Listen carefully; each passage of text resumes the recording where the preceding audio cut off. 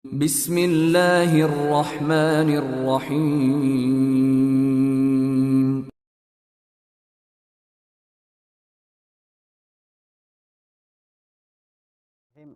Assalamualaikum warahmatullahi wabarakatuh. Alhamdulillah rabbil alamin. Wassalatu wassalamu ala asyrafil anbiya'i wal mursalin nabiyina Muhammadin wa ala alihi wa sahbihi wa man tabi'a hudahu ila yaumiddin. Asyhadu an la ilaha illallah wahdahu la syarikalah wa asyhadu anna Muhammadan abduhu wa rasuluh sallallahu alaihi wasallam la nabiyya ba'dah. Segala puja dan puji syukur kita panjatkan kehadirat Allah tabaraka wa taala yang senantiasa memberikan nikmatnya, rahmatnya dan karunia-Nya kepada kita bersama, sehingga kita semua bisa melaksanakan aktivitas dan kegiatan kita sehari-hari. Kemudian salawat serta salam dengan mengucapkan Allahumma shalli ala Muhammad wa ala ali Muhammad, sama-sama kita hadiahkan buat Nabi kita tercinta Muhammad sallallahu alaihi wasallam beserta keluarga, para sahabat serta orang-orang yang senantiasa mengikuti sunnah Rasulullah sallallahu alaihi wasallam dalam kehidupan mereka. Pada kesempatan yang berbahagia ini saya akan membicarakan suatu tema yang penting bagi kita semua, yaitu asbabu kasrati rizqil abdi, yang artinya adalah sebab-sebab melimpahnya rezeki seorang hamba. Para ulama mengatakan bahwasanya sebab-sebab melimpahnya rezeki seorang hamba ada dua macam. Yang pertama, asbabun zahirah, yaitu sebab-sebab yang nyata, sebab-sebab yang tampak, yaitu segala jenis pekerjaan, profesi yang kita jalankan dalam kehidupan kita ini.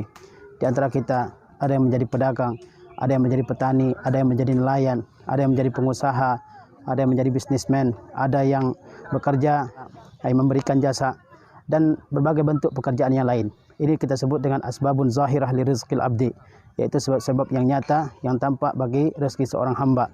Dan setiap kita mesti menjalankan satu pekerjaan, satu profesi dalam kehidupan kita ini. Karena Allah tabaraka wa taala tidak akan menurunkan rezekinya kepada seorang hamba kecuali dengan usaha seorang hamba tersebut.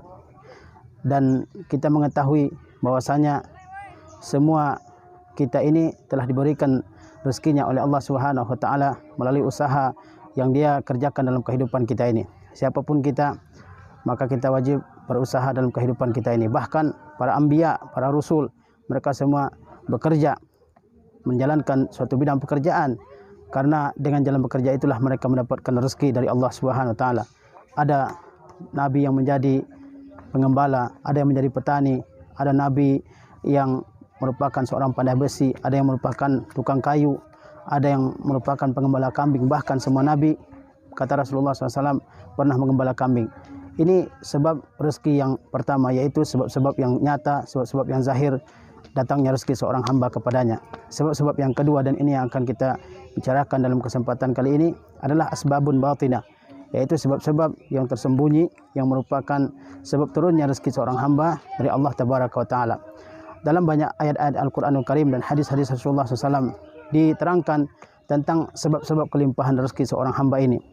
Dan sebab yang kedua ini, sebab batinah ini, adalah sebab yang pasti menjadikan rezeki seorang hamba melimpah, karena yang menjaminnya adalah Allah tabaraka wa taala. Sebab yang pertama melimpahnya rezeki seorang hamba adalah bahwasanya dia menjadikan dirinya sebagai orang-orang yang bertakwa kepada Allah tabaraka wa taala. Barang siapa yang bertakwa kepada Allah Subhanahu wa taala dengan sebenar-benar takwa, dia jalankan segenap yang Allah perintahkan dan dia jauhi segenap yang Allah larang dalam kehidupannya, maka Allah Subhanahu wa taala akan memberikan kemudahan, akan menjadikan kelapangan rezeki bagi hamba tersebut. Allah Subhanahu wa taala berfirman, "Wa may yattaqillaha yaj'al lahu makhraja." Barang siapa yang bertakwa kepada Allah Subhanahu wa taala, Allah akan bagikan jadinya jalan keluar dari segala kesulitannya. Wa yarzuquhu min haitsu la yahtasib, dan Allah Subhanahu wa taala akan memberikan rezeki kepadanya dari jalan yang tidak dia sangka-sangka.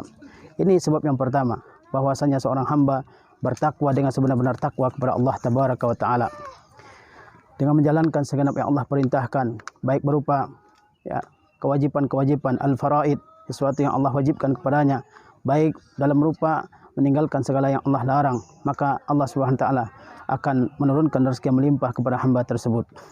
Yang kedua, bahwasanya sebab kelapangan rezeki seorang hamba adalah kasratul istighfar, yaitu memperbanyak istighfar, memohon ampun kepada Allah Subhanahu wa taala serta bertaubat kepada Allah Subhanahu wa taala. Apabila seorang hamba senantiasa memohon ampunan dari Allah tabaraka wa taala dan senantiasa dia bertobat kepada Allah Subhanahu wa taala, maka Allah Subhanahu wa taala akan memberikan kelapangan rezeki kepada hamba tersebut.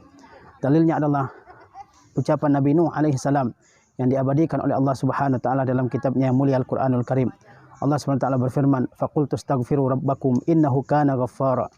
Maka aku katakan, yakni Nuh alaihi salam, maka aku katakan, istaghfiru rabbakum, memohon ampunlah kalian semua kepada Rabb kalian. Innahu kana ghaffara, sesungguhnya dia Maha memberikan ampunan. Lalu apa yang akan diperoleh oleh seorang hamba yang senantiasa memohonkan ampunan kepada Allah Subhanahu wa taala, senantiasa bertobat kepada Allah Subhanahu wa taala? Kata Nabi Nuh alaihi salam, yursilis samaa'a 'alaikum midrara. Allah akan turunkan hujan yang deras dari langit untuk kalian. Yang dengan hujan yang deras tersebut maka tumbuhlah berbagai macam jenis tumbuhan-tumbuhan, sayur-sayuran dan berbagai macam hewan ternak menjadi bertumbuh, menjadi berkembang. Ini yang pertama, yursilis samaa'a 'alaikum midrara wa yaj'al lakum jannati wa yaj'al lakum anhara. Kemudian Nabi Nuh mengatakan, wa yumdidkum bi amwali wa banin. Allah Subhanahu wa taala akan memberikan kepada kalian anak-anak, dan Allah Subhanahu wa taala akan memberikan kepada kalian berbagai macam jenis harta. Wa yumdidkum bi amwali wa banin. Allah Subhanahu wa taala akan memberikan berbagai macam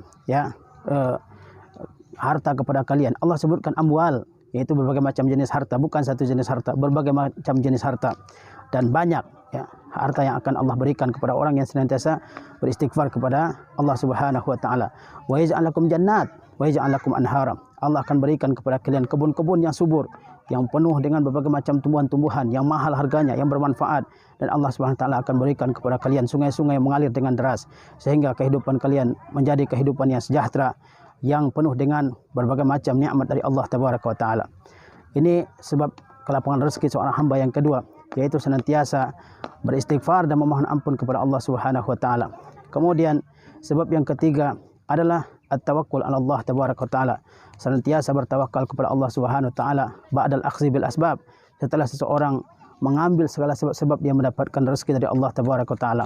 Kita semua diperintahkan untuk berusaha dalam kehidupan kita ini, mengambil segala sebab-sebab kita mendapatkan rezeki dari Allah Subhanahu wa taala. Kemudian kita menyerahkan hasil dari usaha kita tersebut, dari pekerjaan kita tersebut kepada Allah Subhanahu wa taala. Apapun yang Allah telah tetapkan bagi kita, itulah yang terbaik bagi kita. Rasulullah SAW bersabda, "Lau annakum tatawakkaluna 'ala Allahi haqqa tawakkuli, la razaqakum kama yarzuqut tayr, tagdu khimasan wa ta'udu bitana." Andaikan kalian semua bertawakal kepada Allah Subhanahu wa taala dengan sebenar-benar tawakal, maka Allah Subhanahu wa taala benar-benar akan memberikan rezeki kepada kalian sebagaimana Allah Subhanahu wa taala memberikan rezeki kepada burung. Tagdu khimasan, di mana burung berangkat dari sarangnya pada pagi hari dengan perut yang kosong. Wa tagdu bitanan, dan dia kembali ke dalam sarangnya pada sore hari dalam keadaan perut yang kenyang, yang penuh dan berisi. Kita lihat misalnya burung, dia tidak memiliki pekerjaan, tetapi dia berusaha. Dia tidak memiliki pekerjaan tetap, tapi dia berusaha untuk mencari rezekinya setiap hari. Dia tidak tidur saja dalam sarangnya, tapi dia keluar dari sarangnya bahkan sebelum manusia bangun dari tidurnya, berangkat kemana saja yang dia menurut dia di situ ada rezekinya. Dari satu pohon ke pohon yang lain, dia berpindah dari satu batang pohon ke batang pohon yang lain. Dia berpindah dari satu tempat ke tempat yang lain demi mencari rezekinya. Dan dia berusaha, dan di akhir siang dia kembali ke sarangnya dalam keadaan perut yang kenyang, dalam keadaan perut yang berisi. Begitu pula kita dalam kehidupan kita ini. Kita mesti berusaha sebagaimana burung keluar dari sarangnya untuk mencari makan baginya. Begitu juga kita dalam kehidupan kita ini. Kita tidak boleh berpangku tangan, bermalas-malasan. Kita mesti berusaha, dan hasil dari usaha kita serahkan kepada Allah Subhanahu wa taala. Kita akan mendapatkan rezeki dari Allah Subhanahu wa taala. Kemudian di antara sebab datangnya rezeki seorang hamba dari Allah Subhanahu wa taala adalah bahwa seorang hamba menyediakan waktunya untuk beribadah kepada Allah Subhanahu wa taala. Betapa banyak waktu yang Allah berikan kepada kita. Bisakah kita menyisihkan waktu kita untuk beribadah kepada Allah Subhanahu wa taala? Karena tujuan kita diciptakan oleh Allah Subhanahu wa taala adalah beribadah kepada Allah Subhanahu wa taala sepanjang kehidupan kita ini. Dalam sebuah hadis Rasulullah SAW bersabda, "Ya ibna Adam, wahai sekalian anak manusia, tafarraq li ibadati." Kata Allah Subhanahu wa taala, dalam hadis qudsi ini, tafarraq li ibadati. Kata Allah Subhanahu wa taala, wahai anak Adam, sediakanlah waktu kalian untuk beribadah kepadaku. Allah Subhanahu wa taala memerintahkan kita semua untuk menyediakan waktu dari waktu-waktu yang telah Allah berikan untuk beribadah kepadaku.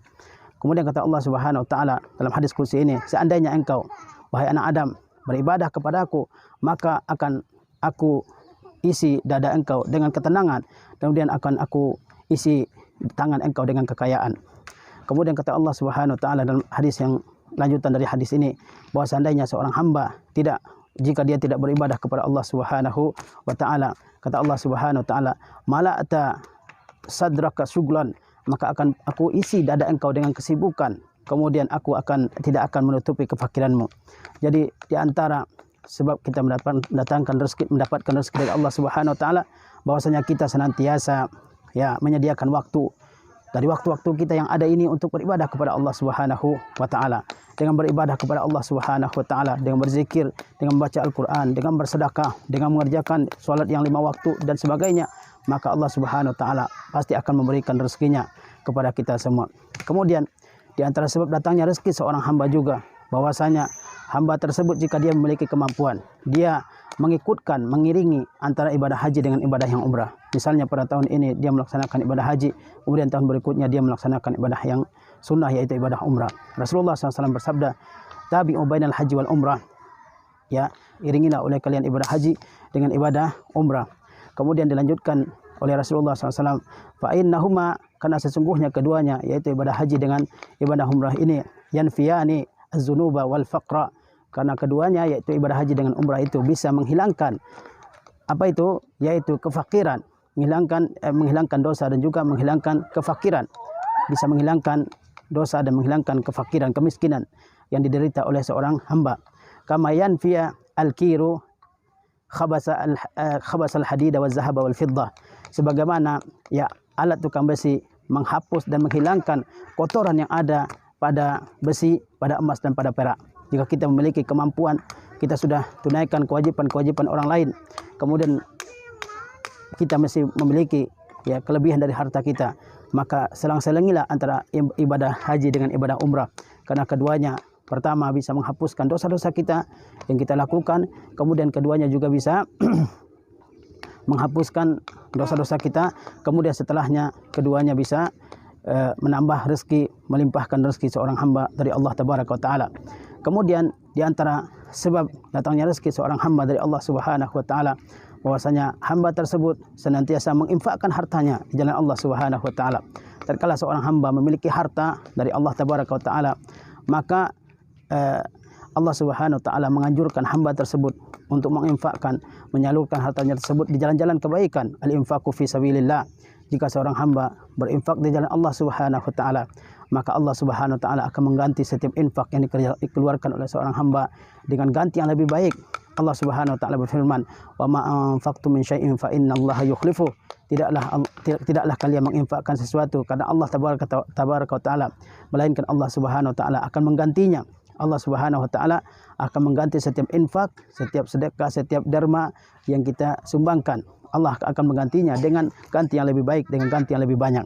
Kemudian juga di antara sebab-sebab kelapangan rezeki seorang hamba, bahwasanya hamba tersebut dia senantiasa berdoa kepada Allah Subhanahu wa taala. Dia senantiasa memohonkan rezeki yang halal dan baik, thayyib kepada Allah Subhanahu wa taala. Karena itulah Rasulullah sallallahu alaihi wasallam setiap pagi beliau memohonkan kepada Allah Subhanahu wa taala beberapa perkara. Di antaranya beliau memohonkan kepada Allah Subhanahu wa taala rezeki yang halal.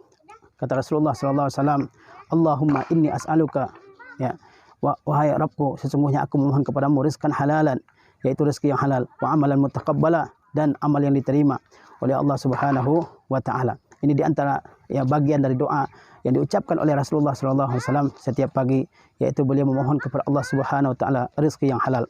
Kemudian juga di antara yang menyebabkan kelapangan rezeki seorang hamba, bahwasanya hamba tersebut senantiasa menginfakkan hartanya bagi para penuntut ilmu. Jika seseorang yang memiliki saudara, memiliki tetangga, kerabat yang fokus untuk mencari ilmu, menuntut ilmu agama, lalu dia memberikan bantuan kepada saudaranya tersebut agar fokus menuntut ilmu agama, maka apa yang diinfakkannya itu akan menyebabkan kelapangan rezeki bagi orang tersebut. Sebagaimana dalam sebuah hadis yang diriwayatkan oleh Imam At-Tirmizi, diceritakan dari Anas bin Malik bahwa pada zaman Rasulullah SAW ada dua orang bersaudara. Salah satunya datang atau sering datang ke hadapan Rasulullah SAW untuk mencari ilmu, untuk menuntut ilmu di hadapan Rasulullah SAW. Sementara saudaranya yang lain dia sibuk bekerja. Kemudian saudara yang bekerja ini datang ke hadapan Rasulullah SAW, melaporkan saudaranya yang lebih banyak datang untuk berguru ke hadapan Rasulullah SAW. Apa kata Rasulullah SAW kepada saudara yang datang melaporkan ini? Kata Rasulullah SAW, la'allaka turzaqu bihi.